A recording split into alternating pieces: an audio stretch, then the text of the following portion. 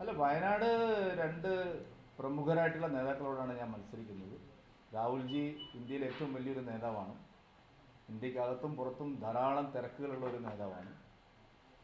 Annie രാജ മാഡവും വളരെ ദേശീയ തലത്തിൽ വളരെയധികം ഓടി നടന്ന് പ്രവർത്തിക്കുന്ന ഒരു നേതാവാണ്. ഞാനൊരു സാധാരണക്കാരനാണ്. കോഴിക്കോട്ടും വയനാട്ടും ഒക്കെ സ്ഥിരമായിട്ടുള്ള ആളാണ്. അപ്പോൾ വയനാട്ടിലെ ജനങ്ങളെ സേവിക്കാൻ ഈ രണ്ടുപേരെയും സ്വാഭാവികമായിട്ടും ജനങ്ങൾ കിട്ടില്ല എന്നുള്ള കാര്യം ഉറപ്പാണ്.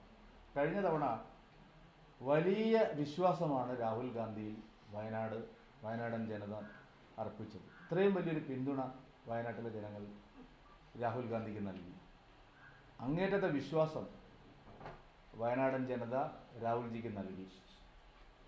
പക്ഷെ ഞാൻ ജനങ്ങളെ വഞ്ചിച്ചു എന്നുള്ള ഒരു കടുത്ത വാക്ക് പ്രയോഗിക്കുന്നില്ല. പക്ഷേ വയനാടൻ ജനതയെ അങ്ങേയറ്റം രാഹുൽ ഗാന്ധി നിരാശനായി. എല്ലാവരും സമ്മതിക്കുന്ന ഒരു കാര്യമാണ്. ഒരു എം പി എന്നുള്ള നിലയിൽ അദ്ദേഹത്തിൻ്റെ പ്രവർത്തനം, പെരുമാറ്റം, രീതികൾ ഇത്രയും നിരുത്തരവാദപരമായി പ്രവർത്തിക്കുന്ന ഒരു ജനപ്രതിനിധിയെ നാം കണ്ടിട്ടില്ല.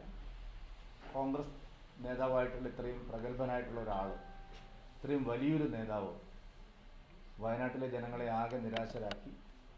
പൂർണ്ണമായിട്ടും വയനാട്ടിലെ ജനങ്ങൾ രാഹുൽ ഗാന്ധിയുടെ പ്രവർത്തനത്തിൽ 5 വർഷം കഴിയുമ്പോൾ നിരാശരാണ്.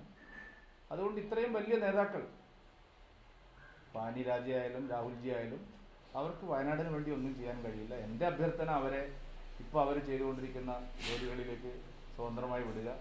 രാഹുൽജിക്ക് ഇന്ത്യയിലും പുറത്തും വലിയ തിരക്കുള്ള ആളാണ്. ന്യായ യാത്രയുടെ ഇടയിലും അദ്ദേഹം പോവുക. അപ്പം അങ്ങനെയുള്ള ഒരാളെ എന്തിനാണ് നമ്മൾ ജനങ്ങൾക്ക് വേണ്ടത് ഒരു നാഥനെയാണ്. അവരുടെ കാര്യങ്ങൾ നോക്കാൻ, ആവലാതികൾ പറയാൻ, ഫോണിൽ വിളിച്ചാൽ കിട്ടാൻ, ഓടിയെത്തണമെന്ന സമയത്ത് ഓടിയെത്താൻ സാധിക്കില്ലല്ലോ. രാഹുൽജിക്കും ആനി മേഡത്തിനും അത് സാധിക്കില്ല. എനിക്കത് സാധിക്കും. ഞാനൊരു സാധാരണക്കാരനാണ്, ഒരു പാവപ്പെട്ടവനാണ്. ആദിവാസികളുടെയും വനവാസികളുടെയും കർഷക തൊഴിലാളികളുടെയും കർഷകരുടെയൊക്കെ കൂടെ കഴിയാൻ മടിയില്ലാത്ത ആളാണ്. തീർച്ചയായിട്ടും എനിക്ക് വയനാട്ടിലെ വോട്ടർമാരോട് ഉള്ള അഭ്യർത്ഥന ഇതാണ്.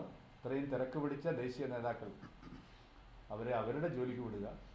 വയനാടിനെ കാക്കാൻ എന്നെ അനുവദിക്കുക എന്നുള്ള അഭ്യർത്ഥനയാണ് വയനാട് തെരഞ്ഞെടുപ്പുമായി ബന്ധപ്പെട്ട് എനിക്കുള്ളത്. ഈ വയനാട്ടിൽ ഇറങ്ങേണ്ടി വരുന്നൊരു മുൻധാരണ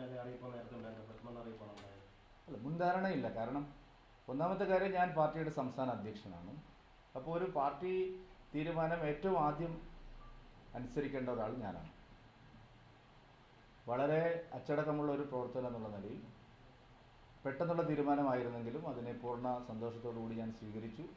ഒരു ശക്തമായിട്ടുള്ള മത്സരം വയനാട്ടിൽ കാഴ്ചവെക്കാൻ കഴിയുമെന്നുള്ള ഉറച്ച പ്രതീക്ഷ എനിക്കുണ്ട്. ഞാൻ ജനങ്ങളുടെ ഇടയിലേക്ക് ഇന്ന് ഇറങ്ങുകയാണ് വയനാട്ടിലേക്ക്.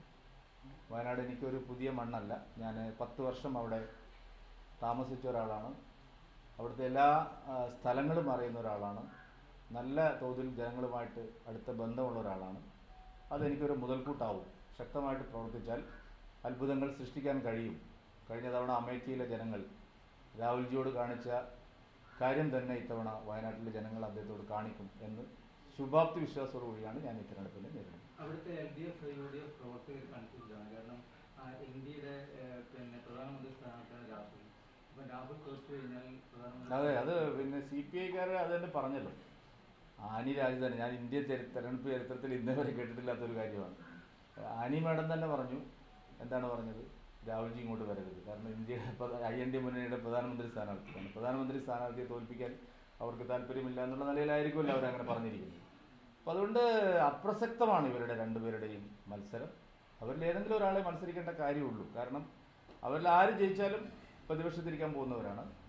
അതുകൊണ്ട് അവരെ സംബന്ധിച്ച് ഇങ്ങനെ രണ്ടുപേരും എന്തിനാണ് ഒരു നാടകം കളിക്കുന്നത് എന്നുള്ള ചോദ്യം വയനാട്ടിലെ 10-12 ലക്ഷം ജനങ്ങളുടെ വോട്ടർമാർക്കിടയിലുണ്ട്. ആരാണത്? അല്ല, എനിക്കങ്ങനെ ഒരു രാഷ്ട്രീയ പ്രവർത്തകരെ അറിയില്ല.